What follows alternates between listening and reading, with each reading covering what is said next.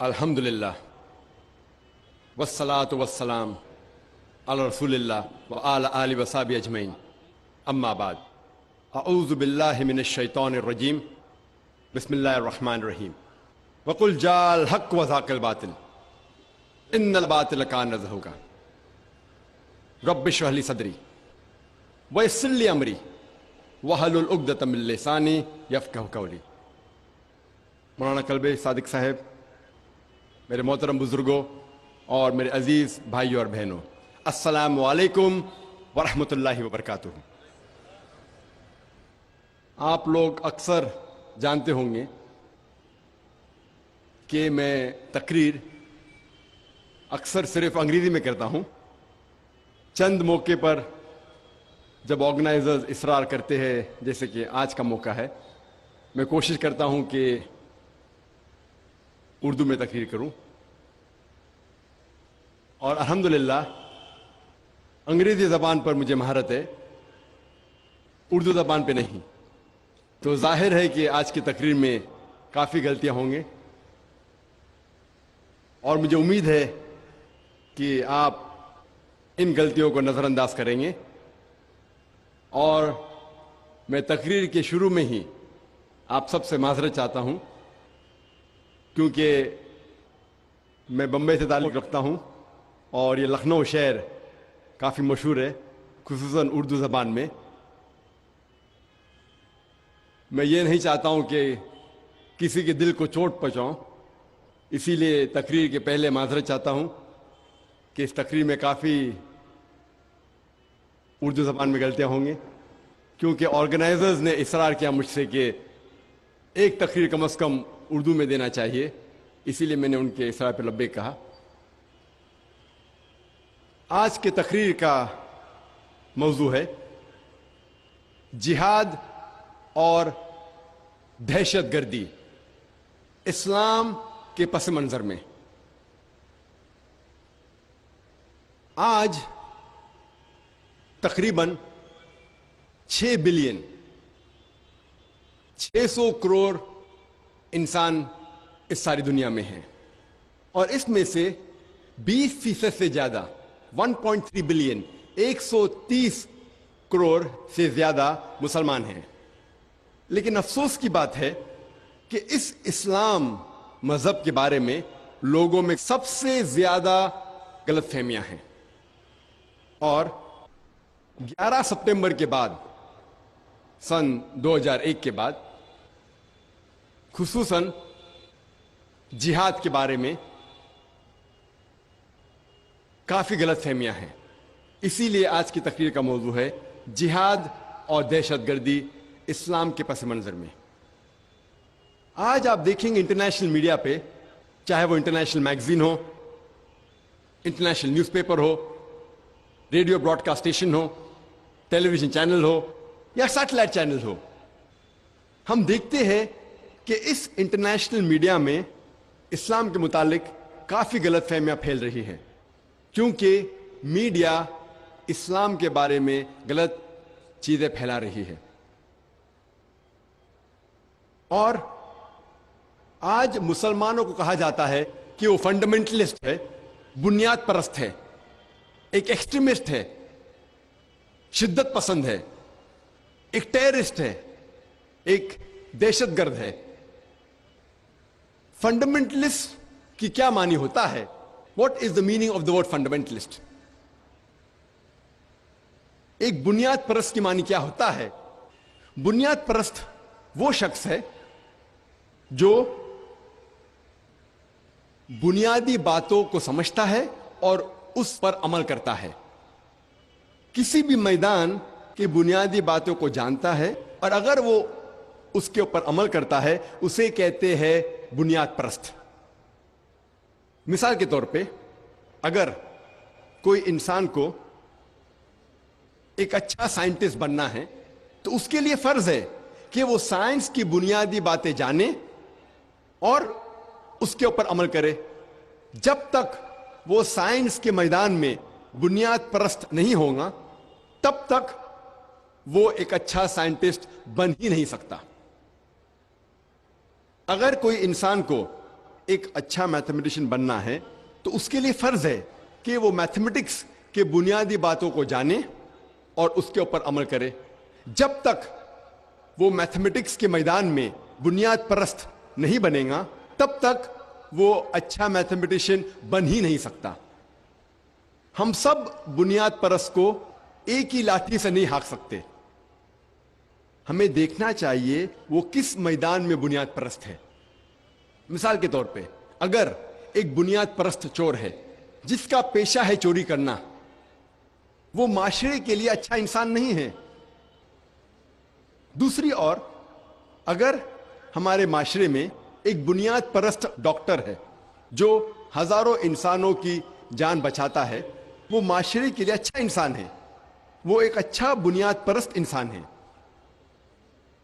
اسی لیے لیبل دینے کے پہلے، لقب دینے کے پہلے ہمیں یہ جاننا ضروری ہے وہ کس میدان میں بنیاد پرست ہے. جہاں تک کہ میرا تعلق ہے، مجھے گرو ہے، مجھے فخر ہے کہ میں بنیاد پرست مسلمان ہوں، کیونکہ میں اسلام کے بنیادی باتوں کو جانتا ہوں اور الحمدللہ اس پر عمل کرتا ہوں. اور میں جانتا ہوں کہ اسلام کی ایک بھی بنیادی بات نہیں ہے جو انسانیت کے خلاف ہے. ہو سکتا ہے کہ کئی غیر مسلم سمجھتے ہوں گے کہ کچھ اسلام کے بنیادی باتیں انسانیت کے خلاف ہوں گی، لیکن جب ہم اس کا لاجیکل جواب دیتے ہیں یا اس کی غلط فہمی دور کرتے ہیں، ساری دنیا میں ایک بھی انسان کوئی بھی اسلامی بنیادی بات نہیں پیش کر سکتا جو انسانیت کے خلاف ہے. اسی لیے مجھے گرو ہے کہ میں ایک بنیاد پرست مسلمان ہوں. جب ہم تحقیق کرتے ہیں ہمیں پتہ چلتا ہے کہ یہ لفظ فنڈامنٹلزم، بنیاد پرستی، سب سے پہلے ویبسٹرز ڈکشنری کے حساب سے استعمال کیا گیا تھا امریکن پروٹسٹنٹس کو ڈسکرائب کرنے کے لیے. 20ویں صدی کے شروع میں کچھ امریکن کرسچن پروٹسٹنٹس انہوں نے پروٹسٹ کیا چرچ کے خلاف. کرسچن چرچ یہ مانتی ہے کہ بائبل کا سارا پیغام خدا کی طرف سے ہے، لیکن ان پروٹسٹنٹ لوگوں نے پروٹسٹ کیا اور کہا کہ صرف بائبل کا پیغام خدا کی طرف سے نہیں ہے، لیکن بائبل کا ہر لفظ خدا کی طرف سے ہے. اگر کوئی شخص یہ ثابت کر دے کہ بائبل کا ہر لفظ خدا کی طرف سے ہے تو یہ موومنٹ، بنیاد پرستی کا موومنٹ، ایک اچھا موومنٹ ہے. لیکن اگر کوئی شخص یہ ثابت کرے کہ بائبل کا ہر لفظ خدا کی طرف سے نہیں ہے تو یہ موومنٹ جو بنیاد پرستی کا موومنٹ ہے یہ اچھا موومنٹ نہیں ہے. جب ہم آکسفورڈ ڈکشنری پڑھتے ہیں تو اس میں لکھا ہوا ہے فنڈامنٹلسٹ کے معنی. فنڈامنٹلسٹ، بنیاد پرست کی معنی آکسفورڈ ڈکشنری کے حساب سے وہ شخص جو کوئی بھی مذہبی کتابوں پر پختگی سے عمل کرتا ہے اسے کہتے ہیں بنیاد پرست. لیکن جب ہم آکسفورڈ ڈکشنری کے نئی ایڈیشن کا مطالعہ کرتے ہیں، the new revised edition of Oxford dictionary, اس کے اندر تبدیلی ہو چکی ہے اور اس کے اندر بنیاد پرست کا ڈیفینیشن یہ ہے کہ بنیاد پرست وہ شخص ہے جو کوئی بھی مذہبی کتابوں پر پختگی کے ساتھ عمل کرتا ہے، خصوصاً اسلام. یہ لفظ خصوصاً اسلام ایک ایڈیشن ہے، ایک تبدیلی ہے آکسفورڈ ڈکشنری میں، کہ جب بھی آپ یہ لفظ بنیاد پرست یا فنڈامنٹل سنو گے فوراً آپ کے دماغ میں ایک مسلمان کا نقشہ آئے گا. جب بھی آپ یہ لفظ فنڈامنٹل سنیں گے آپ کے ذہن میں فوراً مسلمان آئے گا. آپ کے ذہن میں آئے گا کہ وہ شدت پسند ہے. اور ہم دیکھتے ہیں کہ جب بھی میڈیا اسلام کو اٹیک کرتی ہے تو اکثر مسلمان ڈیفنس پہ جاتے ہیں, اپنے بچاؤ کے لیے کہتے ہم بنیاد پرست نہیں ہیں. جب میڈیا کہتی ہے کہ مسلمان شدت پسند ہے تو اکثر مسلمان کہتے ہم شدت پسند نہیں ہیں. میں کہتا ہوں کہ میں شدت پسند مسلمان ہوں. میں عدل کے میدان میں شدت پسند ہوں, پیار کے میدان میں شدت پسند ہوں, میں ایمانداری کے میدان میں شدت پسند ہوں. شدت پسند ہونا ان دا کریکٹ ڈائریکشن, صحیح ڈائریکشن میں اچھی بات ہے. قرآن میں اللہ سبحانہ تعالیٰ فرماتے ہیں کہ جہاں تک عدل کا سوال ہے ہمیں شدت پسند ہونا ضروری ہے. جہاں تک کہ دیالو رہنا چاہیے تو ہمیں شدت پسند ہونا چاہیے. جہاں تک پیار کا مسئلہ ہے ہمیں پیار کے ساتھ انسانوں کے ساتھ پیش آنا چاہیے. تو اگر ہم شدت پسند صحیح ڈائریکشن میں ہیں تو اس میں کیا حرج ہے؟ اگر میں کہتا ہوں کہ عدل کے میدان میں شدت پسند ہوں, ایمانداری کے میدان میں شدت پسند ہوں, پیار کے میدان میں شدت پسند ہوں, تو اس کے اندر حرج کیا ہے؟ ہمیں شدت پسند غلط چیزوں میں نہیں ہونا چاہیے, صحیح چیزوں میں ہونا چاہیے. ہم دیکھتے ہیں کہ اکثر وہی انسان اس کے وہی عمل کے لیے کئی بار دو لقب اسے دیے جاتے ہیں. مثال کے طور پہ لگ بھگ 60-70 سال پہلے جب انگریز ہندوستان کے اوپر حکومت کر رہے تھے تب بہت سے ہندوستانی اپنے دیش کے آزادی کے لیے جھگڑ رہے تھے. ان لوگوں کو انگریز نے کہا کہ یہ لوگ دہشت گرد ہیں. وہی لوگ, وہی عمل, عام ہندوستانی انہیں کہتا ہے کہ وہ پیٹریوٹ ہے, ایک دیش بھکت ہے, اچھے انسان ہیں, اچھے ہندوستانی ہیں. وہی انسان, وہی عمل, دو علیحدہ لقب. انگریز کہتے کہ وہ دہشت گرد ہے, عام ہندوستانی کہتے تھے وہ دیش بھکت ہے. وہی انسان, وہی عمل, دو لقب. اگر آپ انگریز کے نظریے سے سہمت ہے کہ انگریز کو ہندوستان پہ حکومت کرنے کا حق ہے تو ہم ان لوگوں کو دہشت گرد کہیں گے.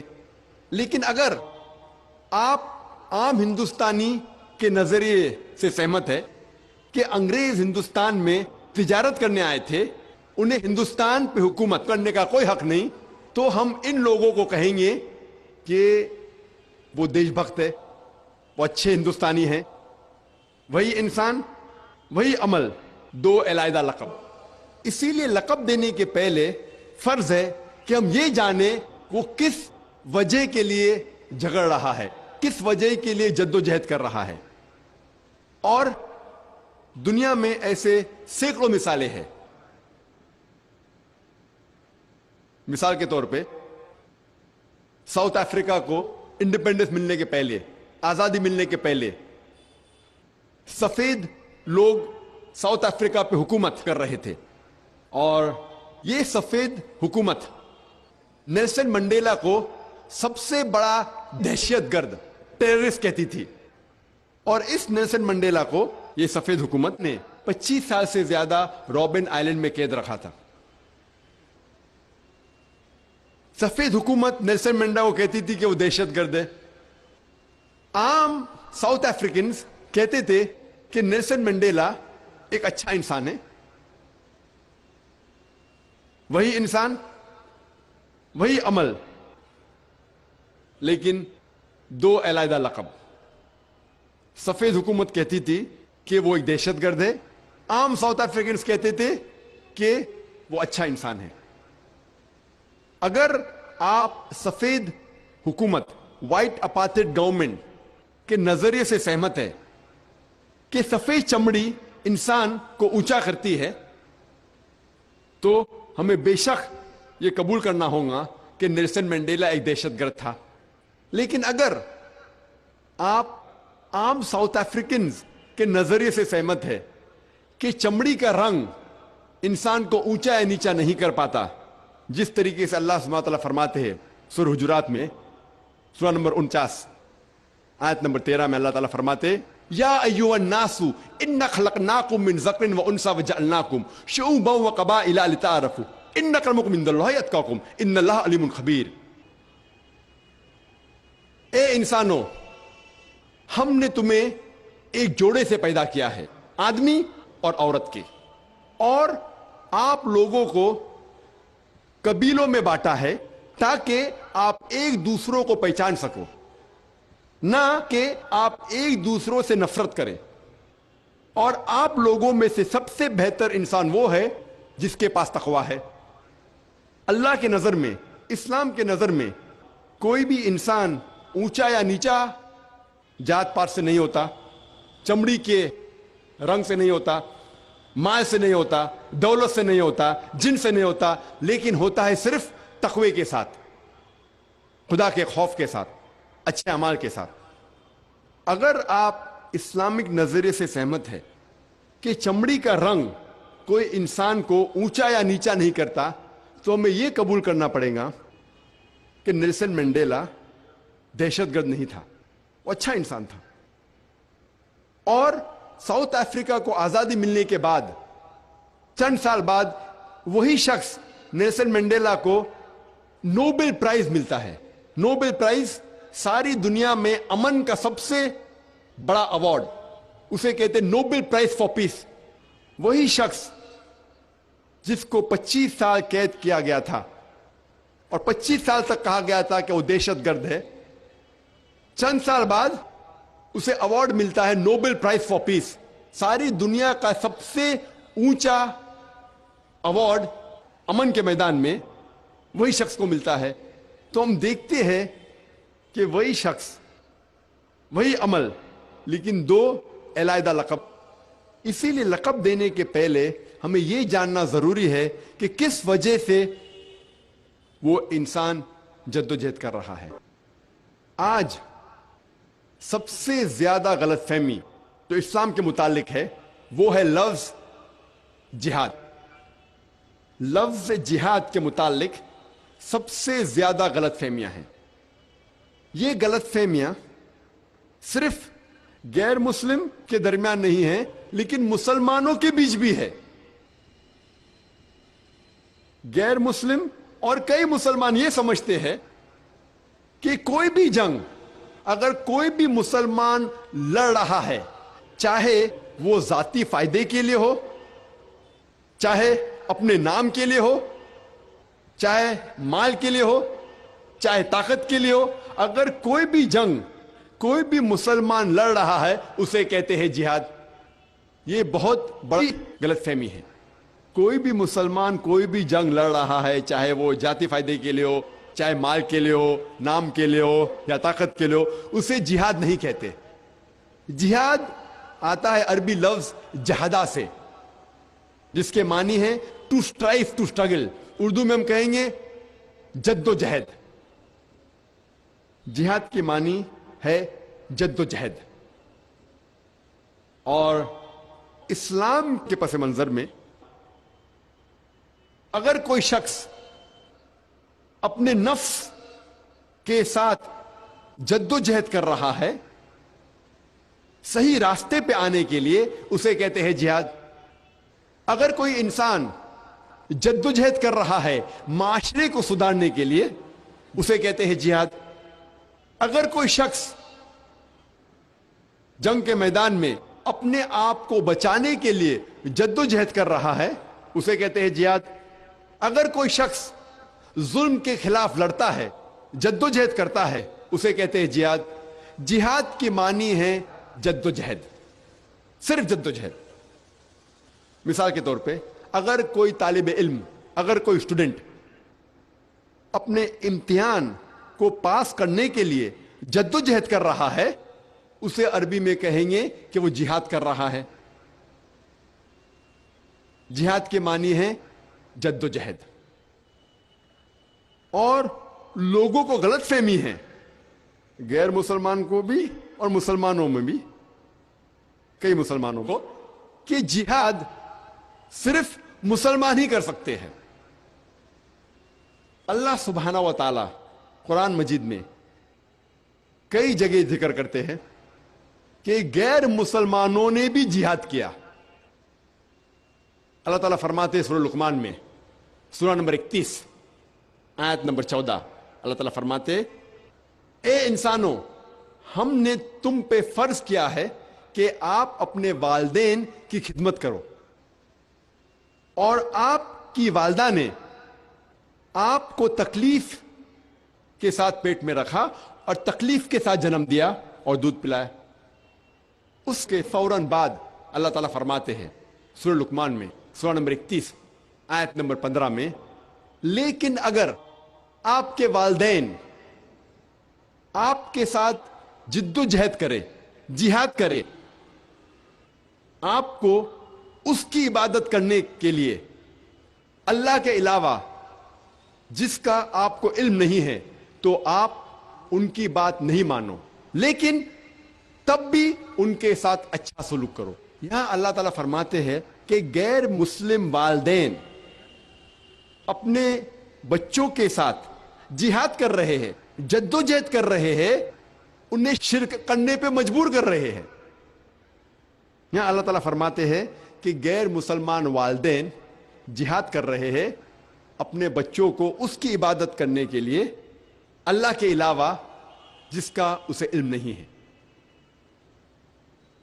یہی چیز اللہ تعالیٰ دہراتے ہیں سورہ عنکبوت میں سورہ نمبر 29 آیت نمبر 8 میں کہ اللہ سبحانہ و تعالیٰ نے سارے انسانوں پر فرض کرایا ہے کہ وہ اپنے والدین کی اچھی دیکھ بھال کرے اچھا برتاؤ کرے لیکن اگر ان کے والدین جہاد کرے جد و جہد کرے اپنے بچوں کے ساتھ اس کی عبادت کرنے کے لیے اللہ سبحانہ و تعالیٰ کے علاوہ جس کا انہیں علم نہیں ہے تب آپ ان کی بات نہیں مانو لیکن تب بھی ان کے ساتھ اچھا سلوک کرو. یہاں بھی اللہ سبحانہ و تعالیٰ فرماتے ہیں کہ غیر مسلم والدین اپنے بچوں کے ساتھ جہاد کر رہے ہیں شرک کرنے پہ مجبور کر رہے ہیں تب آپ ان کی بات نہیں مانو لیکن پھر بھی ان کے ساتھ اچھا سلوک کرو. تو ان آیتوں سے ہمیں یہ پتہ لگتا ہے کہ جہاد غیر مسلم بھی کر سکتے ہیں. اللہ تعالیٰ فرماتے سورہ النساء میں سورہ نمبر 4 آیت نمبر 76 اللہ تعالیٰ کہتے ہیں کہ مومن وہ انسان ہے جو اللہ کے راہ میں حق کے لیے جد و جہد کرتا ہے اور وہ انسان جو حق کے خلاف ہے وہ لوگ جد و جہد غلط راستے پہ کرتے ہیں شیطان کے راہ میں کرتے ہیں. اللہ تعالیٰ فرماتے ہیں کہ مومن اور مسلمان جہاد فی سبیل اللہ کرتے ہیں اور جو حق کے خلاف ہے وہ کرتے ہیں جہاد فی سبیل شیطان. جد و جہد کر رہے ہیں شیطان کے راہ میں. تو جہاد کے کئی قسم ہیں لیکن عام طور پہ جب بھی یہ لفظ جہاد کا استعمال ہوتا ہے یہ عام طور پہ مانا جاتا ہے کہ یہ جہاد فی سبیل اللہ ہے جہاد اللہ کے راہ میں ہے. اگر خصوصاً کوئی چیز کا ذکر ہے اللہ کے خلاف تو پتہ لگتا ہے کہ اللہ کے راہ میں جہاد نہیں ہے لیکن عام طور پہ جب بھی یہ لفظ جہاد کا استعمال ہوتا ہے اسلام کے پس منظر میں اس کے معنی ہے جہاد فی سبیل اللہ جد و جہد کرنا اللہ کے راہ میں. اور غیر مسلم اکثر جہاد کا ترجمہ انگریزی میں کرتے ہیں ہولی وار پاک جنگ جنگ مقدس. یہ لفظ ہولی وار سب سے پہلے استعمال کیا گیا تھا کروسیڈرز کو ڈسکرائب کرنے کے لیے. جب عیسائی سینکڑوں سال پہلے طاقت کے بل پر اپنا دین پھیلا رہے تھے تو اسے کہتے تھے ہولی وار. افسوس کی بات ہے کہ وہی لقب آج مسلمانوں کے لیے استعمال ہوتا ہے اور افسوس کی بات ہے کہ کئی مسلم علماء انورٹڈ کامرز میں جو اپنے آپ کو عالم کہتے ہیں وہ بھی انگریزی میں جہاد کا ترجمہ کرتے ہولی وار. جہاد کے معنی ہولی وار ہے ہی نہیں. ہولی وار کا ترجمہ عربی میں ہوتا ہے حرب مقدسہ. اور اگر آپ قرآن مجید پڑھیں گے، قرآن مجید یا کوئی بھی صحیح حدیث میں یہ عربی لفظ حرب مقدسہ موجود ہی نہیں ہے. اسی لیے جہاد کے معنی حرب مقدسہ یا ہولی وار یا پاک جنگ نہیں ہے. جہاد کی معنی ہے جد و جہد. اور لوگ یہ سمجھتے ہیں کہ جہاد کی معنی ہے قتل کرنا. قتل کرنا کی معنی ہے قتال. اور ایک ٹائپ کا جہاد قتال بھی ہے، لیکن سب سے بہترین جہاد ہے اپنے غلط نفس کے ساتھ جہاد کرنا اللہ کے راہ میں. وہ سب سے بڑا جہاد ہے. اور ایک ٹائپ کا جہاد، وہ جہاد ہے قتال. اور جب آپ قتال کر رہے ہیں حق کی راہ میں، تبھی کہہ سکتے ہیں وہ قتال فی سبیل اللہ ہے. اور جب ہم قرآن مجید پڑھتے ہیں اور حدیث پڑھتے ہیں، تب ہمیں جہاد کی صحیح معنی معلوم پڑتی ہے. اللہ تعالیٰ قرآن مجید میں فرماتے ہیں سورہ حج میں، سورہ نمبر 22 آیت نمبر 78 میں اللہ تعالیٰ فرماتے ہیں کہ جہاد کرو جس طریقے سے آپ کو جہاد کرنا چاہیے، ڈسپلن کے ساتھ اور صحیح طریقے سے. اور اللہ سبحانہ و تعالیٰ نے آپ کو چنا ہے اور آپ کے لیے دین میں مشکلات نہیں ڈالی. اللہ تعالیٰ فرماتے سورہ توبہ میں سورہ نمبر 9 آیت نمبر 20 میں کہ اگر کوئی مومن اف از ان ایگزائل، اگر اسے دیش چھوڑنے پہ مجبوری آتی ہے، یا کوئی مومن اگر اللہ کے راہ میں جہاد کر رہا ہے اپنے مال کے ساتھ اور اپنی جان کے ساتھ، اللہ کے نظر میں اسے سب سے بڑا انعام ملے گا. اور اللہ تعالیٰ فرماتے سورہ عنکبوت میں سورہ نمبر 29 آیت نمبر 6 میں کہ اگر آپ جہاد کرتے ہیں تو آپ کے فائدے کے لیے کر رہے ہیں. اللہ سبحانہ و تعالیٰ کو آپ کے جہاد کی ضرورت نہیں ہے، کیونکہ اللہ سبحانہ و تعالیٰ سارے کائنات کے چیزوں سے کوئی ضرورت نہیں. اگر آپ جہاد کر رہے ہیں تو آپ کے فائدے کے لیے. اللہ سبحانہ و تعالیٰ کو آپ کی جہاد کی ضرورت نہیں، کیونکہ اللہ سبحانہ و تعالیٰ سارے کائنات کے خالق ہے اور انہیں کوئی بھی چیز کی ضرورت نہیں. اور اللہ کے رسول محمد صلی اللہ علیہ وسلم فرماتے ہیں، صحیح بخاری کے اندر لکھا ہوا ہے جلد نمبر 4 حدیث نمبر 46، جب بھی میں حوالہ دے رہا ہوں حدیث کے بارے میں تو ذہن میں یہ رکھیے کہ یہ انگریزی حدیث کا حوالہ ہے. اگر میں صحیح بخاری کا حوالہ دوں گا یا صحیح مسلم کا حوالہ دوں گا تقریر میں، تو ذہن میں یہ رکھیے کہ یہ انگریزی ترجمہ کا، اردو ترجمہ کا نہیں. کیونکہ اردو میں صحیح بخاری کے 6 جلد ہے، انگریزی میں 9 جلد ہے. تو اگر میں کہوں گا جلد نمبر 7 تو آپ کہیں گے جلد نمبر 7 ہے کیا؟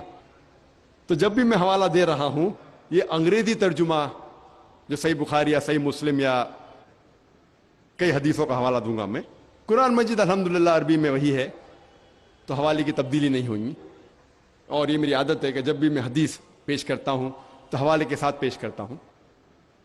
اللہ کے رسول فرماتے ہیں صحیح بخاری میں جلد نمبر 4 حدیث نمبر 46 میں اللہ کے رسول فرماتے ہیں کہ مجاہد وہ انسان ہے جو اللہ کے راہ میں جہاد کر رہا ہے اور صرف اللہ ہی جانتا ہے کہ وہ شخص اللہ کے راہ میں جہاد کر رہا ہے یا نہیں. اور مجاہد ایسا انسان ہے جیسے کہ ہر وقت وہ نماز پڑھ رہا ہے اور ہر وقت وہ روزہ رکھ رہا ہے. اور اگر وہ مجاہد جنگ کے میدان میں اس کا قتل ہو جاتا ہے تو اللہ تعالیٰ وعدہ دیتے ہیں کہ انشاءاللہ وہ جنت میں جائیں گا. اور اگر وہ جنگ کے میدان سے زندہ لوٹتا ہے تو اسے اس جنگ کی ساری دولت سے اللہ تعالیٰ نوازتا ہے. اللہ کے رسول فرماتے ہیں सही बुखारी में जिल्द नंबर 4 हदीस नंबर 2784 हज़रत आयशा रज़ियल्लाहु अन्हा वो अल्लाह के रसूल सल्लल्लाहु अलैहि वसल्लम से फरमाते हैं कि क्या मैं जिहाद के लिए जा सकती हूं? अल्लाह के रसूल फरमाते हैं कि आपके लिए सबसे बेहतरीन जिहाद है हज। अल्लाह के रसूल अपनी अहलिया से हज़रत आयशा रज़ियल्लाहु अन्हा उनसे फरमाते हैं कि उनके लिए सबसे बेहतरीन जिहाद है हज। हम जब पढ़ते हैं सही बुखारी में हदीस नंबर 5972 एक शख्स अल्लाह के रसूल मोहम्मद सल्लल्लाहु अलैहि वसल्लम से फरमाते हैं कि क्या मैं जिहाद के लिए जा सकता हूं, यानी जंग के मैदान में जिहाद के लिए जा सकता हूं? तो अल्लाह के रसूल उससे पूछते हैं क्या आपके पास वालिदैन हैं? वो शख्स फरमाता है बेशक है। तो अल्लाह के रसूल फरमाते हैं आपके लिए सबसे बेहतरीन जिहाद है अपने वालिदैन की खिदमत करना। हर वक्त सबसे बेहतरीन जिहाद वक्त के हिसाब से बदलता है। एक हदीस है सुनन निसाई में हदीस नंबर 4209 4209 एक शख्स अल्लाह के रसूल से पूछता है कि सबसे बेहतरीन जिहाद क्या है? तो अल्लाह के रसूल फरमाते हैं कि सबसे बेहतरीन जिहाद है एक हक का लफ्ज, एक ऐसे राजा जो राजा जालिम है उसके खिलाफ करना। अगर कोई शख्स एक हक का अल्फाज एक जालिम राजा के खिलाफ करता है तो वो सबसे बेहतरीन जिहाद है। हम देखते हैं कि वक्त के मुताबिक सबसे बेहतरीन जिहाद बदलते जाता है। कुछ वक्त अल्लाह के रसूल ने फरमाया कि सबसे बेहतरीन जिहाद है हज। कुछ वक्त अल्लाह के रसूल ने फरमाया कि सबसे बेहतरीन जिहाद है अपने वालिदैन की खिदमत करना। उसका मतलब नहीं कि हर वक्त अपने वालिदैन की खिदमत करना सबसे बेहतरीन जिहाद है। अल्लाह के रसूल को उस वक्त पता होगा कि उस साहबा के वालिदैन को जरूरत है अपने बेटे की, तो अल्लाह के रसूल ने फरमाया कि सबसे बेहतरीन जिहाद है अपने वालिदैन की खिदमत करना। तो वक्त के हिसाब से सबसे बेहतरीन जिहाद बदलते जाता है। और अल्लाह के रसूल फरमाते हैं सही इब्न हिब्बान में कि सबसे बेहतरीन जिहाद है कि अपने नफ्स के खिलाफ जिहाद करना अल्लाह के राह में, वो सबसे बेहतरीन जिहाद है। और सबसे अच्छा मुहाजिर वो है जो गलत रास्ते से हिजरत करता है सही रास्ते की तरफ। तो हदीस और कुरान की रोशनी में हमें पता लगता है कि जिहाद कई किस्म के हैं और मौके के हिसाब से सबसे बेहतरीन जिहाद की तब्दीली होती है। जिहाद की मानी है जद्दोजहद। अल्लाह ताला फरमाते हैं सूरह बकरा में सूरा नंबर 2 आयत नंबर 208 में या अय्युहल्लज़ीना आमनू उदखुलू फिस्सिल्मी काफ़ा, ए मोमिनो इस्लाम में दाखिल हो पूरे तरीके से और आप शैतान के नक्शे कदम पे मत चलो। खुतवातु शैतान, आप खुतवातु शैतान, शैतान के नक्शे कदम पे मत चलो। अल्लाह सुब्हाना व तआला अक्सर फरमाते हैं कि आप शैतान के नक्शे कदम पे मत चलो। चंद मौके पर अल्लाह ताला फरमाते हैं कि शैतान के साथ मत चलो या शैतान की बात मत मानो, लेकिन अक्सर ये फरमाते हैं कि शैतान के नक्शे कदम पे मत चलो। इसकी क्या मानी है जब अल्लाह ताला फरमाते हैं कि आप शैतान के नक्शे कदम पर मत चलो? मिसाल के तौर पे अगर एक आम मुसलमान है, आम मोमिन है, और अगर कोई नौजवान लड़की उससे कहती है कि आओ हम रात साथ में गुजारे, वो मुसलमान कहेगा रात साथ में गुजारना हराम। फौरन उसे पता लगेगा ये शैतान की हरकत है, वो कहेगा बेशक ये हो ही नहीं सकता। अगर आम मुसलमान है, आम मोमिन है, एक नौजवान लड़की के साथ रात गुजारना हराम। लेकिन वही आम मुसलमान, आम शख्स, आम मोमिन, अगर कोई लड़की उसे टेलीफोन करती है तो वो कहेगा कि लड़की से टेलीफोन पे बात करने में क्या हर्ज है, कोई हर्ज नहीं है। तो वो लड़की से टेलीफोन पे कई बार गुफ्तगू करता है। उसके बाद लड़की कहती है कि चलो कई साथ में चाय पीएंगे। तो वो शख्स सोचता है कि लड़की के साथ चाय पीने में क्या हर्ज है, देयर नो प्रॉब्लम। तो वो लड़की के साथ बाहर जाके चाय पीता है। कुछ वक्त चाय पीने के बाद लड़की कहती है कि चलो हम रात में साथ में खाना खाएंगे, कोई होटल में, कोई रेस्टोरेंट में। लड़की के साथ रेस्टोरेंट में खाना खाने में क्या हर्ज है, कोई हर्ज नहीं है, देयर इज नो प्रॉब्लम। उसके बाद जब लड़की कहती है कि साथ में होटल में रात गुजारेंगे, वो शख्स कहता है लड़की के साथ रात गुजारना होटल में क्या प्रॉब्लम, नो प्रॉब्लम, कोई हर्ज नहीं। इसे कहते हैं खुतवातु शैतान। ये मेरी मिसाल है, कुरान मजीद में इसका जिक्र नहीं है। कुरान मजीद में अल्लाह ताला फरमाते हैं कि शैतान के नक्शे कदम पे मत चलो। ये मिसाल है कि आस्ते आस्ते शैतान लोगों को बहकाता है। पहले टेलीफोन पे बात करना कोई हर्ज नहीं, नो प्रॉब्लम। साथ में चाय पीना लड़की के साथ, नो प्रॉब्लम, कोई हर्ज नहीं। उसके साथ रात में खाना खाना, कोई हर्ज नहीं। उसके साथ रात बिताना, कोई हर्ज नहीं।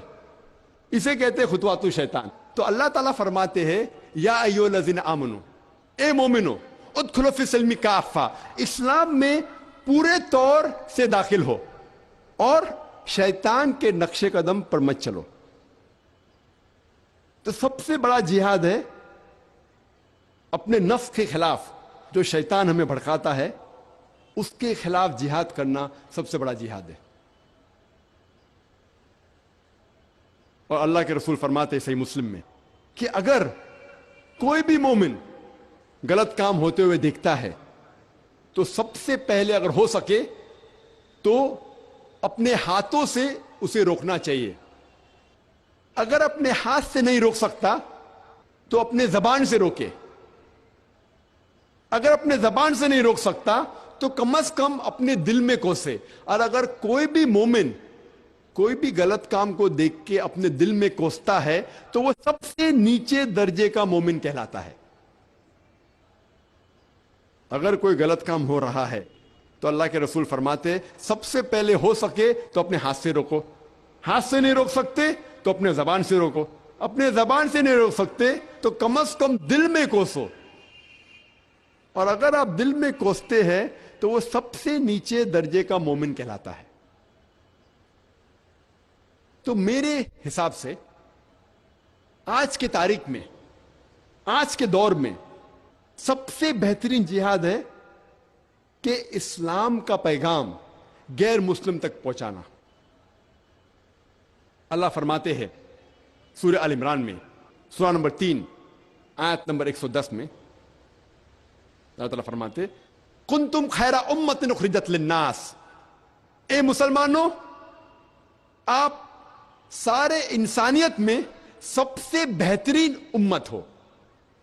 अल्लाह ताला हमें इतना बड़ा औदा दे रहे, अल्लाह is giving us a big honour, एक बड़ा औदा दे रहे।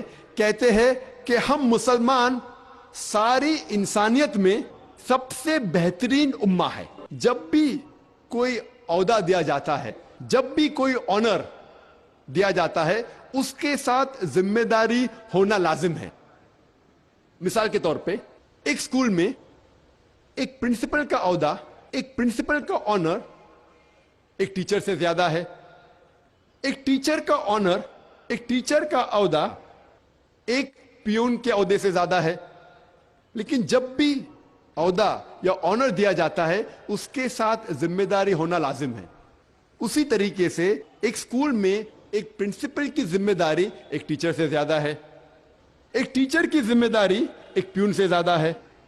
जब अल्लाह सुब्हाना व तआला फरमाते हैं कि हमने मुसलमानों को सारे इंसानियत में सबसे बेहतरीन उम्मत قرار دیا ہے، ہمارے لیے کوئی بھی ذمہ داری نہیں؟ جب اتنا اونچا عہدہ ہمیں اللہ سبحانہ تعالیٰ دے رہے قرآن مجید میں، ہمارے لیے ذمہ داری ہونا لازم ہے.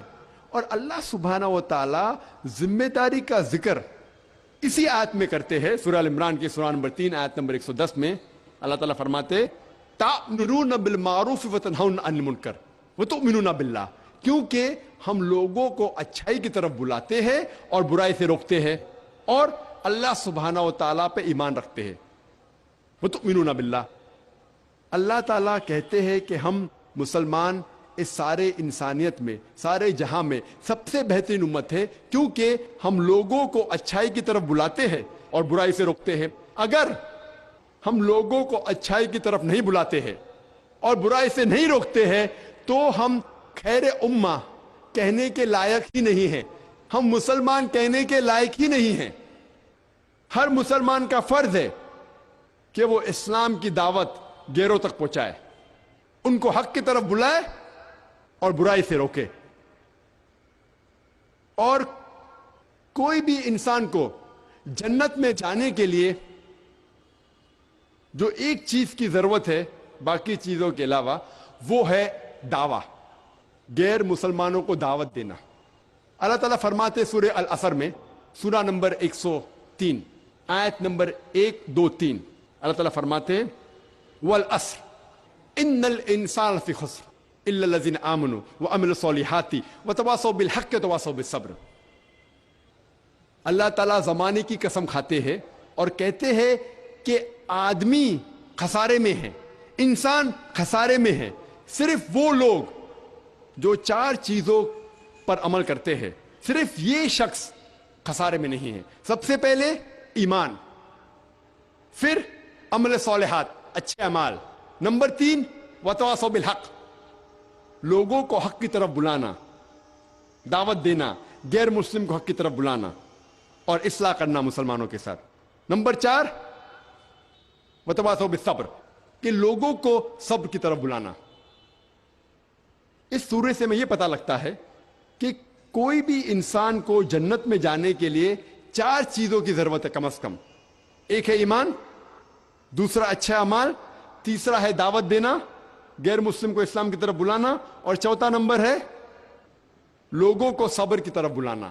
اگر ان چاروں میں سے ایک بھی چیز کی کمی ہے تو سورہ العصر کے حساب سے آپ جنت میں نہیں جائیں گے.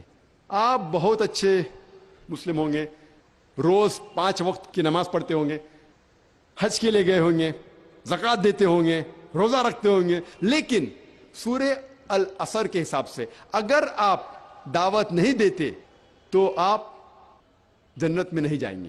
صرف دعوت دینا بھی کافی نہیں، چاروں چیز ضروری ہے: ایمان، عمل صالحات، وتواصوا بالحق اور وتواصوا بالصبر. ان چاروں میں سے ایک کی بھی کمی ہے تو سورہ العصر کے حساب سے آپ جنت میں نہیں جائیں گے. اگر آپ دعوت نہیں کریں گے اور اللہ سبحانہ و تعالیٰ آپ کو معاف کرنا چاہتا ہے اور جنت میں ڈالنا چاہتا ہے، وہ ایک الگ بات ہے. کیونکہ اللہ تعالیٰ فرماتے سورہ نساء میں سورہ نمبر 4 آیت نمبر 48 اور سورہ نساء سورہ نمبر 4 آیت نمبر 116 میں اللہ تعالیٰ فرماتے ہیں کہ اللہ سبحانہ و تعالیٰ چاہے تو کوئی بھی گناہ معاف کر سکتا ہے، لیکن شرک کو کبھی بھی نہیں معاف کرے گا. تو شرک کے علاوہ اللہ سبحانہ و تعالیٰ کوئی بھی گناہ کو معاف کر سکتے ہیں اگر اللہ تعالیٰ چاہتا ہے تو اگر آپ دعوت نہیں دیں گے اور اللہ تعالیٰ آپ کو معاف کرنا چاہتا ہے اور جنت میں ڈالنا چاہتا ہے، وہ ایک الگ بات ہے. لیکن عام طور پہ اگر آپ کو جنت میں جانا ہے تو چاروں چیز ضروری ہے: ایمان، عمل صالحات، وتواصوا بالحق، دعوت دینا، اور وتواصوا بالصبر، لوگوں کو سب کی طرف بلانا. اسی لیے آج کے حالات دیکھ کر میرے نظریے میں سب سے بڑا جہاد ہے کہ نفس کے خلاف شیطان جو بھڑکاتا ہے اور جو غیر مسلم کے ذہن میں جو اسلام کے متعلق غلط فہمیاں ہیں اسے دور کرنا ہمارا فرض ہے. وہ ایک بڑا جہاد ہے. اور ہم دیکھتے ہیں کہ کئی آتھرز، کئی محرک اور کئی غیر مسلم جب کتاب لکھتے ہیں وہ اسلام کے خلاف لکھتے ہیں، اور جو کرٹکس ہے جو اسلام کے خلاف کتاب لکھتے ہیں وہ اکثر قرآن مجید میں سے کئی آیتوں کو بنا کانٹیکس، آؤٹ آف کانٹیکس کوٹ کرتے ہیں، آؤٹ آف کانٹیکس حوالہ دیتے ہیں، آیتوں کو نکالتے ہیں اور بنا پس منظر، آؤٹ آف کانٹیکس، بیچ میں سے نکال کے اس کا ترجمہ کرتے ہیں اور لوگ کو غلط فہمی کا شکار بناتے ہیں اور کہتے ہیں کہ قرآن میں لکھا ہوا ہے کہ جب بھی آپ کوئی کافر کو دیکھو، جب بھی کوئی غیر مسلم کو دیکھو تو اس کا قتل کرو، اور ایسے قرآن مجید کی آیتوں کو آؤٹ آف کانٹیکس اپنے حوالے سے باہر نکال کے اسے پیش کرتے ہیں۔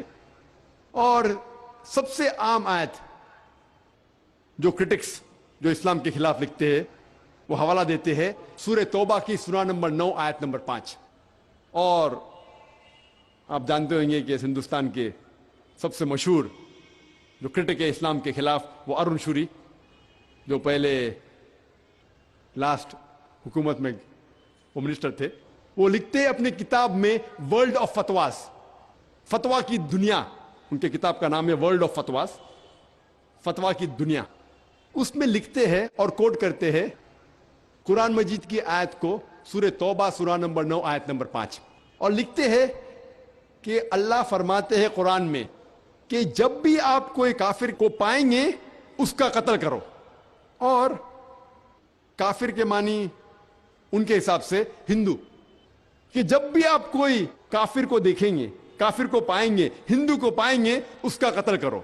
اور جب ہم قرآن مجید کھولتے ہیں، سورہ توبہ سورہ نمبر 9 آیت نمبر 5 کی آیت کو پڑھتے ہیں، اس کا ترجمہ پڑھتے ہیں، تو بالکل صحیح ہے، اس آیت میں یہ لکھا ہوا ہے کہ جب بھی آپ مشرک کو پائیں گے اس کا قتل کرو، لیکن یہ آؤٹ آف کانٹیکسٹ ہے۔ آؤٹ آف کانٹیکسٹ مطلب بیچ میں سے اٹھا کے اس کا ترجمہ کیا گیا ہے۔ اس طریقے سے آپ قرآن پڑھیں گے، قرآن میں لکھا ہوا ہے کہ نماز مت پڑھو، سورہ نساء سورہ نمبر 4 آیت نمبر 43 میں لکھا ہوا ہے کہ نماز مت پڑھو، پوری آیت ہے کہ نشے کی حالت میں نماز مت پڑھو۔ قرآن میں لکھا ہوا ہے کہ عیسیٰ علیہ السلام خدا ہے، سورہ مائدہ سورہ نمبر 5 آیت نمبر 72، پوری آیت ہے کہ وہ لوگ کفر کر رہے ہیں جو لوگ کہتے ہیں کہ عیسیٰ علیہ السلام خدا ہے، لیکن قرآن میں تو لکھا ہے عیسیٰ علیہ السلام خدا ہے۔ تو قرآن کی آیت کو بیچ میں سے اٹھا کے ترجمہ کریں گے تو ترجمہ تو صحیح ہے لیکن آؤٹ آف کانٹیکس ہے۔ اسی طریقے سے اگر ہم سورہ توبہ پڑھتے ہیں، آیت نمبر 5 کے پہلے جو 1 سے 4 آیت پڑھتے ہیں، ہمیں پتہ لگتا ہے کہ اللہ سبحانہ تعالیٰ فرماتے ہیں کہ ایک صلح ہے، مکہ کے مشرکوں اور مسلمان کے درمیان ایک صلح ہے، اور یہ صلح ہے، یہ پیس ٹریٹی ایک طرفہ مکہ کے مشرکوں نے توڑ دیا۔ تو اللہ سبحانہ و تعالیٰ جب آیت نمبر 5 پہ آتے ہیں، اللہ تعالیٰ فرماتے ہیں کہ میں آپ لوگوں کو 4 مہینے کا وقت دیتا ہوں اپنے آپ کو سدھارنے کے لیے، ورنہ اعلان جنگ۔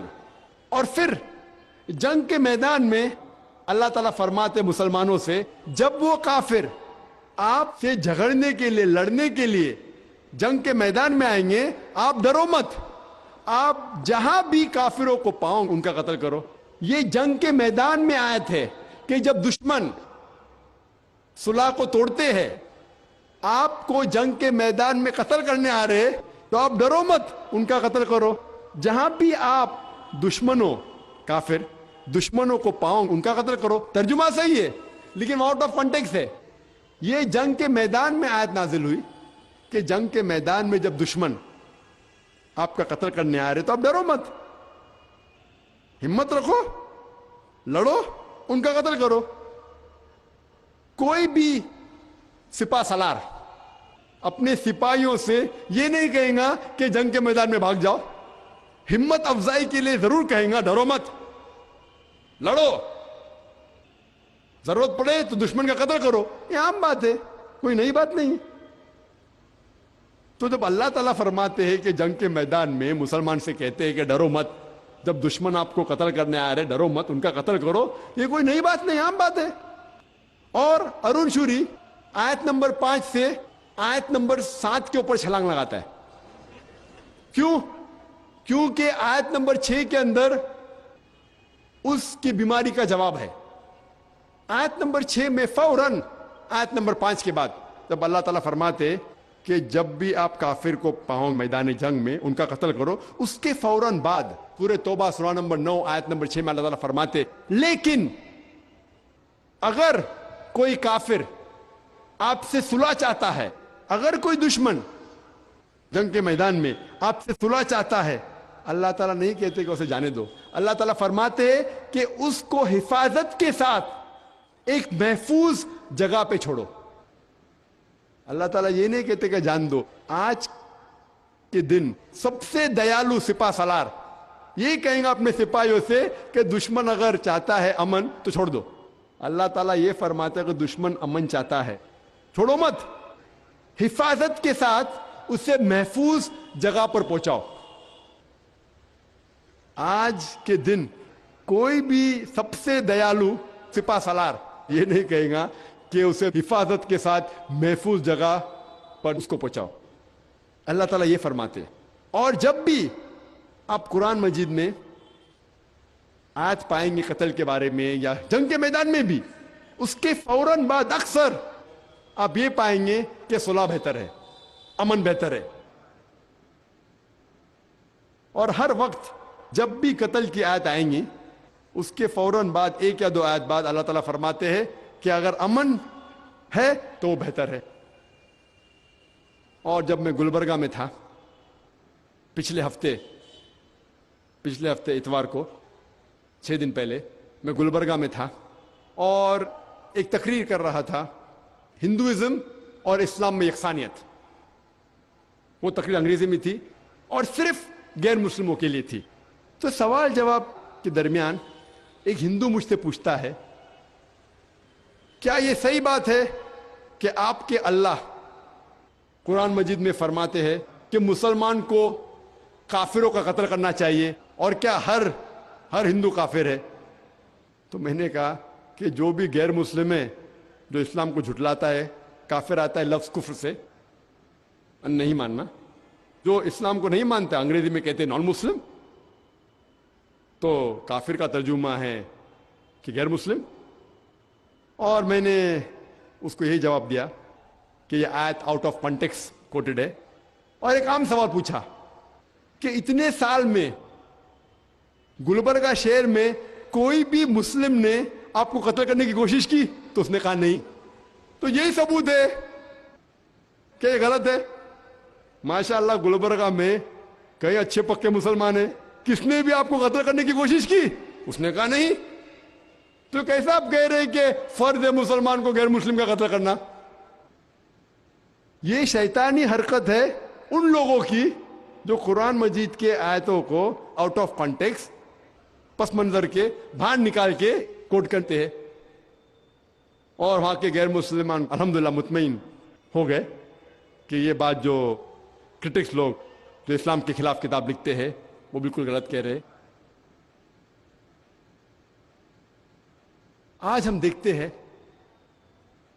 کہ انٹرنیشنل میڈیا میں اسلام کے خلاف کئی باتیں کہی جا رہی ہیں. اور ایک آرٹیکل آیا تھا ٹائم میگزین میں. ٹائم میگزین بہت مشہور میگزین ہے نیو یارک کی، USA کی.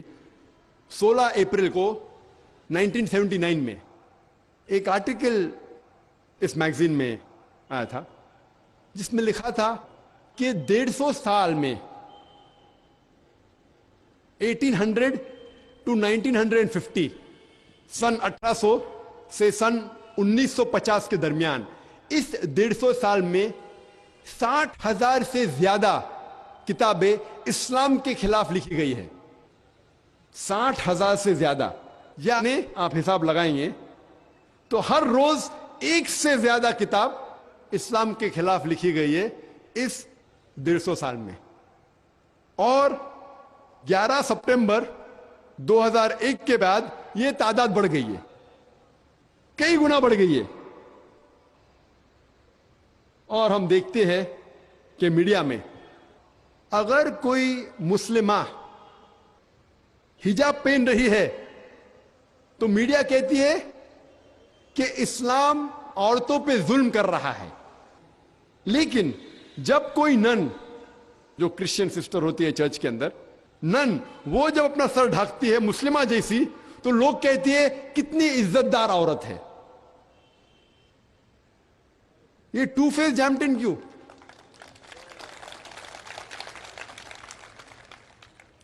ये किसी को जज करने के लिए ये अलैदा नजरिया क्यों? जब कोई सिख पगड़ी पहनता है, दाढ़ी रखता है, तो बोलते आह क्या गर्व है उसे, कितना अच्छा शख्स है, वो खुशी से कहता है मैं सिख हूं। अगर कोई मुसलमान टोपी पहनता है, दाढ़ी रखता है, तो लोग कहते हो दहशतगर्द है। मुसलमान दाढ़ी रखता है तो दहशतगर्द है, सिख दाढ़ी रखता है तो बोलते हैं इतना अच्छा इंसान है, वो गर्व से कहता है मैं सिख हूं। तो ये डबल स्टैंडर्ड क्यों? तारीख गवाह है कि लोग जो इस्लाम के खिलाफ बात करते हैं कि इस्लाम तलवार के जोर पे फैला, एक शख्स जिसका नाम है रामाकृष्ण राव, वो किताब लिखता है मोहम्मद सल्लल्लाहु अलैहि वसल्लम की जिंदगी के ऊपर, और उस किताब में जिक्र है कि सारी जिंदगी में जितने भी जंग मोहम्मद सल्लल्लाहु अलैहि वसल्लम ने लड़ी, अक्सर सेल्फ डिफेंस में, अपने बचाव के लिए, दोनों तरफ 1018 इंसान मरे। कुल मिला के 1018 इंसान का कत्ल हुआ। जब हम कंपेयर करते हैं वर्ल्ड वॉर 1 में, तकरीबन 20 मिलियन यानी 2 करोड़ इंसानों का कत्ल हुआ, और तकरीबन 2 करोड़ 200 लाख इंसान घायल हुए। वर्ल्ड वॉर 2 के अंदर, वर्ल्ड वॉर 2 में तकरीबन 30 मिलियन यानी 3 करोड़ 300 लाख से ज्यादा इंसानों का कत्ल हुआ। जब हम हिसाब लगाते हैं कि मोहम्मद सल्लल्लाहु अलैहि वसल्लम की सारी जिंदगी में दोनों तरफ सिर्फ 1018 इंसानों का कत्ल हुआ, और यहां देखते हैं तो 2 करोड़ 3 करोड़, फिर भी कहते हैं कि मुसलमान लोग दहशतगर्द है और इस्लाम सिखाता है कि झगड़ा करो, कत्ल करो।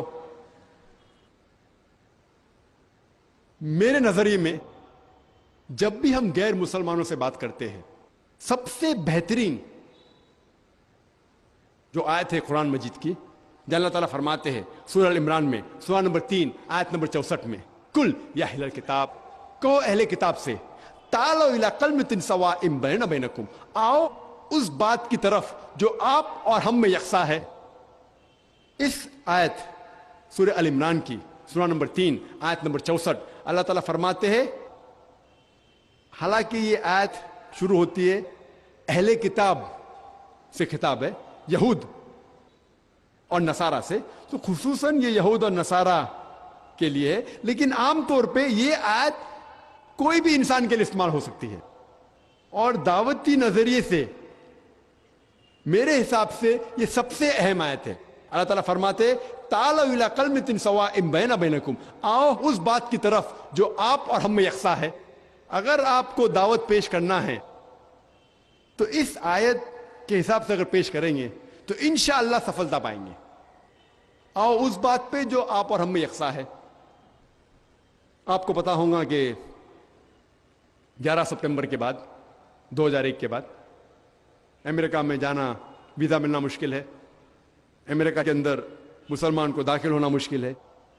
और लास्ट ईयर मैं लॉस एंजलिस गया था और वहां मुझे, क्योंकि मैं कोर्ट टाइम में था, दाढ़ी टोपी इंक्वायरी के लिए, और मैं तैयार था कि इंक्वायरी होने वाली है। मैं अमेरिका कई बार जा चुका हूं अल्हम्दुलिल्लाह। तो वहां मुझे पूछे कि आप किस वजह के लिए यूएसए में आए हैं, क्यों आप यूएसए अमेरिका में आना चाहते हैं। तो मैंने कहा एक इदारा है जो मुझे एक अवार्ड देना चाहता है, अवार्ड फॉर ह्यूमैनिटी। तो मुझसे पूछने लगे ह्यूमैनिटी, आप इंसानियों के लिए काम करते हैं, کیا آپ کوئی آرگنائزیشن سے تعلق رکھتے ہیں, چیریٹی آرگنائزیشن سے؟ تو میں نے کہا چیریٹی آرگنائزیشن سے نہیں. تو آپ کو کیوں انسانیت کے لیے ایک ایوارڈ دیا جا رہا ہے؟ تو میں نے کہا کہ آپ کے بائبل میں لکھا ہوا ہے, عیسیٰ علیہ السلام فرماتے ہیں seek the truth and the truth shall free you. آپ حق کی تلاش کرو اور حق آپ کو آزادی دے گا. تو میرا پیشہ ہے حق پھیلانا. میں ایک دائی ہوں, میرا پیشہ ہے حق کی بات پھیلانا. کیونکہ میں حق کی بات پھیلاتا ہوں امریکہ میں بھی آ کے, اسی لیے لوگ نے مجھے یہ انعام دیا ہے. اور اس طرح کی گفتگو شروع ہوئی.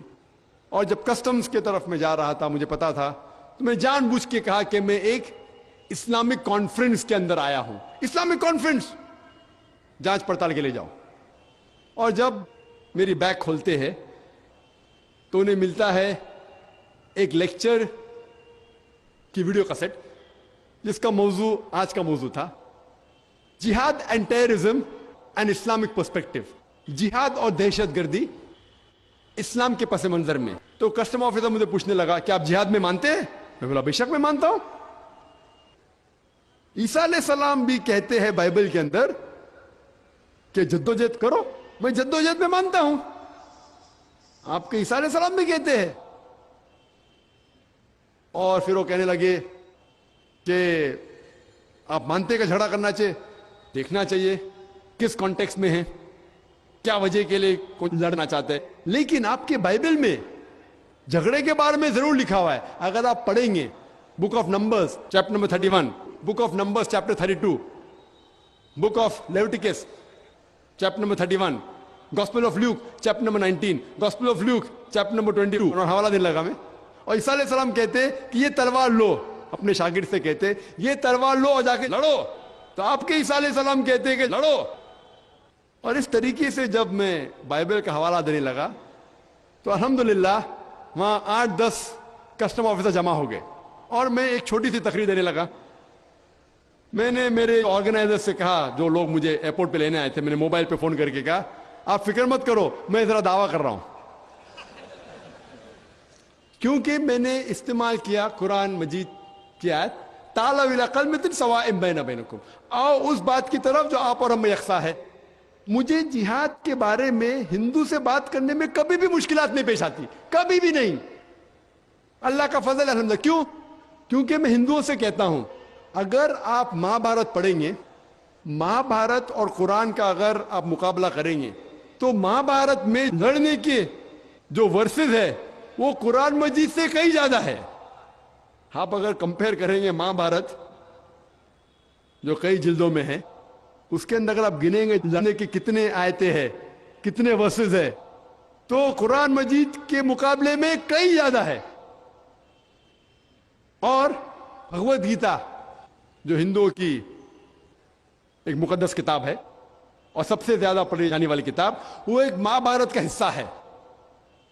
آپ جانتے ہیں کہ مہا بھارت دو فیملی, دو رشتہ داروں کے بیچ, کورو اور پانڈو کے بیچ ایک جھگڑا ہے.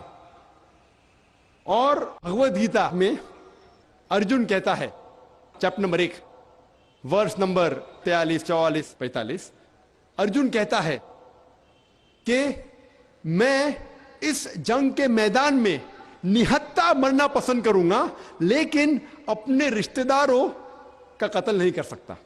تو پوری بھگوت گیتا کے اندر ارجن کہتا ہے شری کرشن سے کہ میں میرے رشتہ داروں کو قتل کر ہی نہیں سکتا, میں نہتا مرنا پسند کروں گا. اور یہ ساری بھگوت گیتا جو ہے وہ شری کرشن یہ ثابت کرنا چاہتے ہیں ارجن سے کہ لڑنا اچھا ہے. ارجن کہہ رہا میں نہیں لڑوں گا, شری کرشن کہہ رہا لڑو. تو یہ ساری جو بھگوت گیتا ہے وہ شری کرشن جنہیں وہ مانتے ہیں اوتار بھگوان کا, ارجن کہہ رہا ہے کہ میں رشتہ دار قتل کیسا کر سکتا ہوں. شری کرشن کہہ رہے نہیں آپ قتل کر سکتے. اگر میں کوئی ہندو سے کہوں گا کہ آپ کی بھگوت گیتا میں آپ کے بھگوان کہتے ہیں کہ اپنے رشتہ داروں کو قتل کرو, تو اگر میں ایسا کہتا ہوں تو یہ شیطانی حرکت ہے. جب میں کہتا ہوں ہندوؤں سے کہ آپ کے مہابھارت میں تو لڑنے کے بارے میں کافی بار ذکر ہے. وہ ہندو کہے گا نہیں ذاکر بھائی، وہ جو مہابھارت کے اندر حق اور باطل کے درمیان جھگڑا ہے، تو میں کہتا ہوں قرآن میں بھی وہ ہے. اگر قرآن میں وہ ہے تو میں قرآن کے ساتھ کوئی بھی شکوہ نہیں. جب میں کہوں گا اگر کہ آپ کے شری کرشن کہہ رہے کہ رشتہ داروں کا قتل کرو، یہ شیطانی حرکت ہے. شری کرشن یہ کہہ رہے ہیں کہ جب حق کی بات آتی ہے تو آگے اگر آپ کے رشتہ دار بھی ہیں تو بھی حق کے لیے لڑو. جس طریقے سے قرآن مجید میں اللہ تعالیٰ فرماتے ہیں سورہ نساء میں سورہ نمبر 4 آیت نمبر 135 میں، یا ایھا الذین آمنو، او مومنو، حق کے لیے اللہ سبحانہ و تعالیٰ کے لیے گواہی دو، چاہے وہ اپنے خلاف ہو، چاہے اپنے والدین کے خلاف ہو، چاہے اپنے رشتہ دار کے خلاف ہو. تو جب ہم پڑھتے ہیں بھگوت گیتا چیپٹر نمبر 1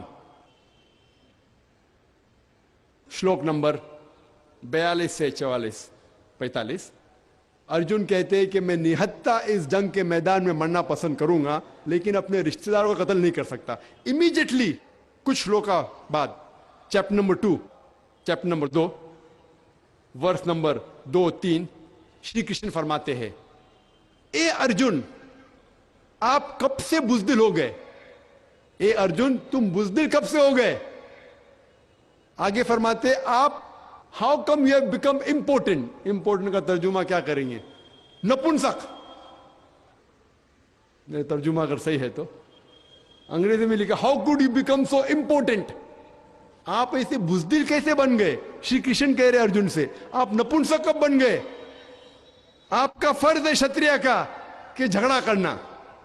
پھر آگے آپ جائیں گے شلوکا نمبر 31 32 اور 33 میں شری کرشن کہتے ہیں ارجن سے کہ شتریہ کا فرض ہے، اس کا دھرم ہے لڑنا، اور گرو ہے اس شتریہ پہ جس کو موقع ملتا ہے لڑنے کے لیے. اگر آپ لڑیں گے تو ہی آپ سورگ میں جا سکیں گے.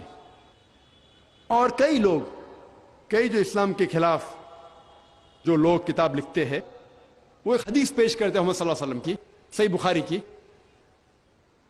جلد نمبر 4 حدیث نمبر 46 اس میں فرماتے ہیں کہ اللہ کے رسول کہتے ہیں کہ اگر کوئی بھی جہاد کرتے ہوئے اس کا قتل ہو جاتا ہے تو وہ جنت میں جائیں گا، اور اگر وہ زندہ لوٹتا ہے تب اسے اس جنگ کی دولت ملتی ہے. تو کئی لوگ اس حدیث کی بنیاد پہ اسلام کے خلاف اور کہتے یہ کیسا مذہب ہے؟ اگر آپ لڑیں گے اور قتل ہو جائیں گا جنت پائیں گے. تو یہ کیسی کتاب ہے، کیسا قرآن ہے، کیسی حدیث ہے جہاں لوگوں کو لڑنے پر مجبور کر رہا ہے، کہتا ہے جنت میں جائیں گے.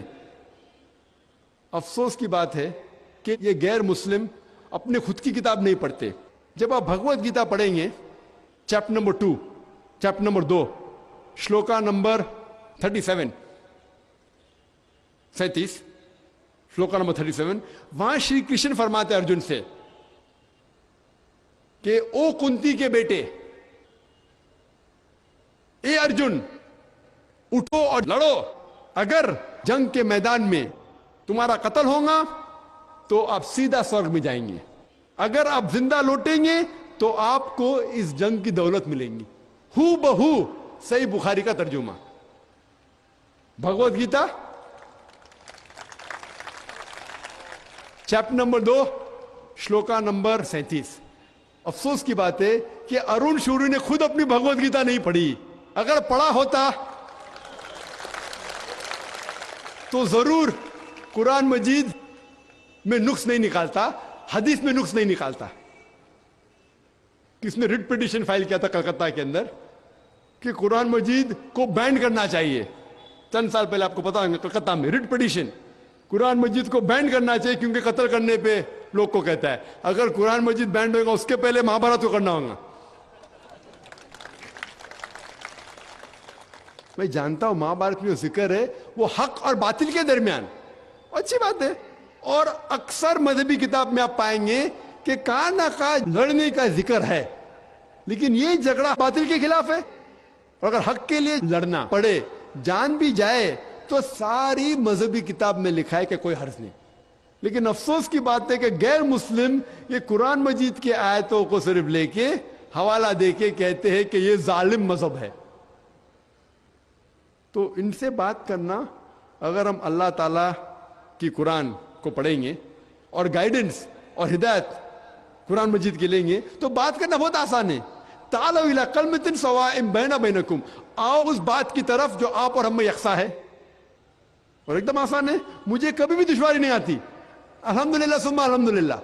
اسی لیے غیر مسلم بھی میری عزت کرتے ماشاءاللہ. کب بھی جب میں آؤں گا کسٹمز کے تھرو تو ہندو کا او یہ ذاکر نائک جو بھی کہے گا سچ کہے گا، سچ کے علاوہ کچھ نہیں کہیں گا. مسلمان ڈرتے منہ کھولنے سے، غیر مسلمان سے بات کرنے کو ڈرتے ہیں کہ میں اگر بات کروں گا تو غیر مسلم میرا دشمن بن جائے گا. کیوں دشمن بنے گا؟ حق سے بات کرو، پیار سے بات کرو، اچھی طریقے سے بات کرو، وہ آپ کی عزت کرے گا. آج اور ایک غلط فہمی ہے کہ اسلام تلوار کے زور پہ پھیلا، اور اس تقریر کے آخری میں اس سوال کا جواب دوں گا اور پھر تقریر ختم کروں گا. یہ جو غلط فہمی ہے کہ اسلام تلوار کے زور پہ پھیلا، اس کا جواب ایک محرک جس کا نام ہے ڈیلیسی اولیری، وہ لکھتے ہیں ایک کتاب میں Islam at the cross road, page number صفحہ نمبر 8 پہ وہ لکھتے ہیں کہ تاریخ گواہ ہے کہ یہ افواہ کہ مسلمانوں نے تلوار کے بل پر اسلام پھیلایا، یہ سب سے بے ہدہ افواہ ہے جو محرک نے بار بار دہرائے ہے. یہ افواہ جو مسلمانوں نے تلوار کے زور کے اوپر اپنا مذہب پھیلایا، یہ سب سے بے ہدہ اور بے بنیاد افواہ ہے جو محرک نے بار بار دہرائے ہے. آج ہم جانتے ہیں کہ اسپین میں، اندلس میں ہم مسلمانوں نے 800 سال راج کیا، ہم نے برابر سے دعوت نہیں دی. اس کے بعد کروسیڈرز عیسائی آئے، سارے مسلمانوں کو نام و نشان مٹا دیا. ایک مسلمان بھی کھلے طور پہ آزان نہیں دے سکتا تھا. ہم مسلمانوں نے عرب ممالک پہ 1400 سال راج کیے، اب بھی راج کر رہے ہیں. عرب ممالک پہ ہم مسلمانوں نے 1400 سال حکومت کی. کچھ سال کے لیے فرینچ آئے، کچھ سال کے لیے انگریز آئے، لیکن 1400 سال تک ہم نے عرب ممالک پہ حکومت کی. پھر بھی آج کی تاریخ میں 14 ملین یعنی 140 لاکھ عرب ہے جو عیسائی ہے، جو کاپٹک کرسچن ہے. آج کی تاریخ میں 14 ملین 140 لاکھ 1 کروڑ 40 لاکھ عرب ہے جو عیسائی جنموں سے ہے، کاپٹک کرسچن. یہ 1 کروڑ 40 لاکھ عیسائی شہادت دے رہے ہیں کہ اسلام تلوار کے بل پہ نہیں پھیلا. ہم اگر چاہتے تو ہر عرب کو تلوار کے زور کے اوپر اسلام قبول کرنے پہ مجبور کر سکتے تھے، ہم نے نہیں کیا ایسا. آج تاریخ گواہ ہے کہ ہم مسلمانوں نے اس دیش ہندوستان پہ، اس ملک ہندوستان پہ تقریباً 1000 سال حکومت کیا. ہم چاہتے تو ہر ہندوستانی، ہر غیر مسلمان کو تلوار کے بل کے اوپر اسلام قبول کرنے پہ مجبور کر سکتے تھے، ہم نے نہیں کیا. آج کی تاریخ میں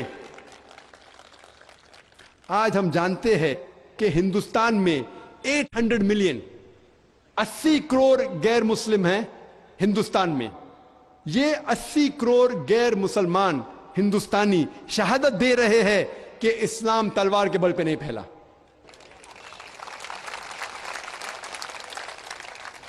آپ جب بھی کوئی ہندو کو ملتے ہیں یا غیر مسلم کو ملتے ہیں، آپ اسے کہہ سکتے ہیں کہ آپ شہادت دے رہے ہیں کہ اسلام تلوار کے بل پہ نہیں پھیلا. اگر ہم مسلمان چاہتے تو ہر غیر مسلم کو تلوار کے بل پر اسلام قبول کرنے پہ مجبور کر سکتے تھے، ہم نے نہیں کیا. یہ اسلام میں اس کی اجازت ہے ہی نہیں. اللہ تعالیٰ فرماتے ہیں سورہ بقرہ میں سورہ نمبر 2 آیت نمبر 256، لا اکراہ فی الدین، اسلام میں زبردستی نہیں ہے، دین میں زبردستی نہیں ہے. حق باطل سے صاف ہے.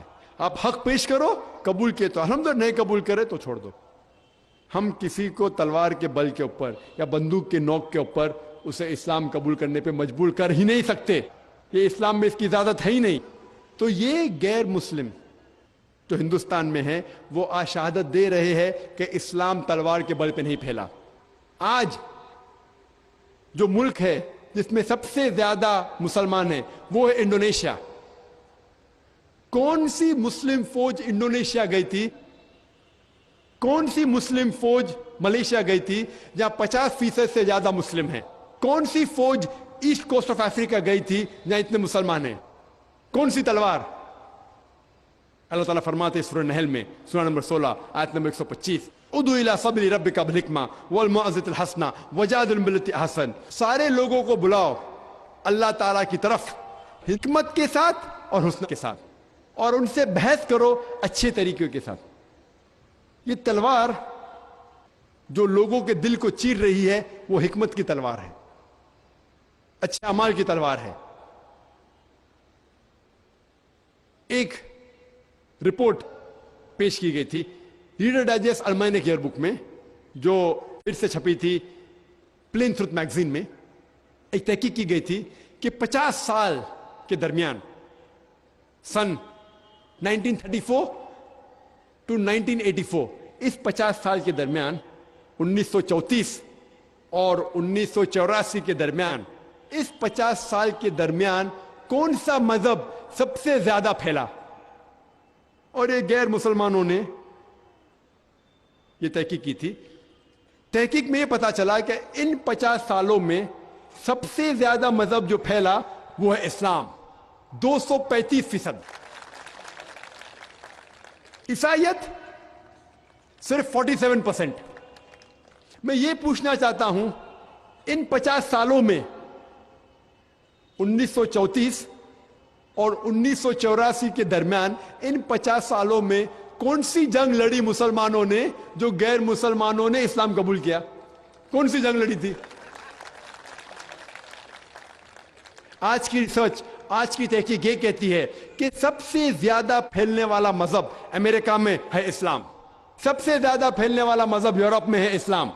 میں یہ پوچھنا چاہتا ہوں کہ کون سا مسلمان امریکہ میں تلوار کے بل کے اوپر امریکن لوگوں کو اسلام قبول کرنے پہ مجبور کر رہا ہے؟ میں یہ جاننا چاہتا ہوں کہ کون سا مسلمان یورپ میں ہے جو یورپین لوگوں کو تلوار کے بل کے اوپر اسلام قبول کرنے پہ مجبور کر رہا ہے؟ کون مجبور کر رہا ہے؟ آج کا میڈیا یہ کہہ رہا ہے کہ اسلام میں خواتین کے حقوق نہیں ہیں, اسلام خواتین کو ذلیل کر رہا ہے. شاید وہ یہ نہیں جانتے کہ جو امریکن, یورپین اسلام قبول کر رہے ہیں 65% سے زیادہ خواتین ہیں, عورتیں ہیں. اگر اسلام عورتوں کو ذلیل کر رہا ہے تو یہ امریکن خواتین, امریکن عورت اسلام کیوں قبول کر رہی ہے؟ یورپین عورتیں اسلام کیوں قبول کر رہی ہے؟ کیونکہ اسلام میں ان کے مشکلات کا حل ہے, وہ تنگ آ چکے اس زندگی کے بارے میں. تو میڈیا کتنا بھی اسلام کے خلاف ہے. میں اس آیت میں مانتا ہوں, اللہ تعالیٰ فرماتے سورہ عمران میں, سورہ نمبر 3 آیت نمبر 54 میں, آیت نمبر 54 میں, وَمَكَرُوا مَكْرَ اللَّهُ وَاللَّهُ خَيْرُ الْمَاكِرِينَ. انہوں نے سازش کی, اللہ سبحانہ و تعالیٰ نے بھی پلاننگ کی. اللہ سبحانہ و تعالیٰ سب سے بہترین پلان کرنے والا ہے. سب سے بہترین جو پلان کرنے والا ہے وہ اللہ سبحانہ و تعالیٰ. کتنا بھی میڈیا اسلام کے خلاف ہے, اسلام اتنا ہی پھیل رہا ہے. آپ کو شاید پتا نہیں کہ 11 سپٹمبر 2001 کے بعد جو میڈیا اسلام کے خلاف بات کر رہی ہے, 9 مہینے میں 11 سپٹمبر 2001 کے بعد 9 مہینے میں 34,000 سے زیادہ امریکنوں نے اسلام قبول کیا. یو کے میں اسٹیٹسٹکس کہتی ہے کہ 9 مہینے میں 11 سپٹمبر کے بعد 20,000 سے زیادہ یو کے لوگوں نے اسلام قبول کیا. جتنا بھی انٹرنیشنل میڈیا اسلام کے خلاف بات کر رہی ہے اتنا ہی الحمدللہ اسلام پھیل رہا ہے. کیونکہ اللہ سبحانہ و تعالیٰ کا وعدہ ہے, کم از کم 3 جگہ میں اللہ تعالیٰ وعدہ دیتے ہیں. سورہ توبہ میں سورہ نمبر 9 آیت نمبر 33 میں, اور سورہ صف میں سورہ نمبر 61 आयत नंबर 9 में हुवा लजी अरसल रसूलहु बिलहुदा वद्दीनिल हक लियुज़हिरहु अला दीनि कुल्लिह वलौ मुश्रिकून। अल्लाह ताला फरमाते हैं कि अल्लाह सुब्हानहू व तआला ने अपने पैगंबर मोहम्मद सल्लल्लाहु अलैहि वसल्लम को भेजा है हिदायत के साथ और दीनुल हक के साथ, ताकि ये दीनुल हक इस्लाम सारे मज़ाहिब पे गालिब हो। सारे मज़ाहिब, चाहे वो हिंदुइज्म हो, क्रिश्चियनिज्म हो, जुडाइज्म हो, जैनिज्म हो, बुद्धिज्म हो, सेकुलरिज्म हो, एथियज्म हो, मॉडर्निज्म हो, अल्लाह का वादा है कि वह सारे मज़ाहिब पे गालिब होगा। बोले कल मुश्रिकून, कितना भी मुश्रिक चाहे तो भी ये दीनुल हक इस्लाम सारे मज़ाहिब पे गालिब होगा। और अल्लाह ताला फिर से दोहराते हैं इस पैगाम को सूरह फतह में, सूरह नंबर 48 आयत नंबर 28। अल्लाह ताला फरमाते हुवल्लज़ी अरसल रसूलहु बिलहुदा वद्दीनिल हक लियुज़हिरहु अला दीनि कुल्लिह वकफ़ा बिल्लाहि शहीदा। अल्लाह सुब्हानहू व तआला ने अपने पैगंबर को भेजा मोहम्मद सल्लल्लाहु अलैहि वसल्लम को दीनुल हक के साथ, ताकि वो सारे मज़ाहिब पे गालिब हो, चाहे वो क्रिश्चियनिज्म हो, जुडाइज्म हो, हिंदुइज्म हो, बुद्धिज्म हो, सेकुलरिज्म हो, मॉडर्निज्म हो, इस्लाम सारे मज़ाहिब पे गालिब हो। वकफ़ा बिल्लाहि शहीदा। और अल्लाह सुब्हानहू व तआला शहादत के लिए काफी है। इसीलिए इस तकरीर के शुरू में मैंने एक आयत की तिलावत की जो सूरह इसरा की आयत है, सूरह नंबर 17 आयत नंबर 81 में अल्लाह ताला फरमाते वकुल जाल हक व ज़ाक़ल बातिल इन्नल बातिल काना ज़हूक़ा। When truth is heard against falsehood, falsehood perishes. For falsehood is by its nature bound to perish. जब भी हक बातिल के साथ टकराएगा तो बातिल का नाश जरूर होगा। और इस तकरीर के आखिर में डॉक्टर एडम पियर्सन का एक प्रॉवर्ब है, एक कहना है, उसके साथ इस तकरीर को ख़त्म करता हूं। जो पहले मैं अंग्रेजी में कहूंगा क्योंकि अंग्रेजी में हुए और फिर तर्जुमा करूंगा। Doctor Adam Pearson says that people who worry that one day nuclear weaponry will fall in the hands of the Arabs, they fail to realize that the Islamic bomb has already been dropped. It fell the day Prophet Muhammad, peace be upon him, was born. Doctor Adam Pearson कहते हैं कि वो लोगों को, जो लोगों को डर है कि एक दिन अरबों के हाथों में न्यूक्लियर वेपन, न्यूक्लियर बॉम्ब आएगा, शायद उनको ये नहीं पता कि इस्लामिक बॉम्ब गिर चुका है। वो उस दिन गिरा जिस दिन मोहम्मद सल्लल्लाहु अलैहि वसल्लम पैदा हुए। व आखिर दावाना अल्हम्दुलिल्लाह बिल आलमीन।